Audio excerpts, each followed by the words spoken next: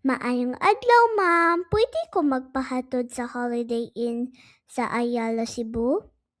Maayong adlaw pud ma'am. Sige, walay problema kay nindot ron kay wa pay traffic. Salamat, ma'am. Kamusta ka? Okay ra ko ma'am, salamat. Ikaw ma'am, kamao lagi ka magbisaya no? Okay ra pod ko. Oo, nagkat-on ko og Bisaya. First time na ko diri sa Cebu. Aw mao ba ma'am? Gikan ka asa nga lugar? Gikan ko sa London. Pwede palihog hinay-hinay lang og Bisaya. Nagkat-on pa ko. Sige ma'am, hinay-hinay lang ko magbisaya.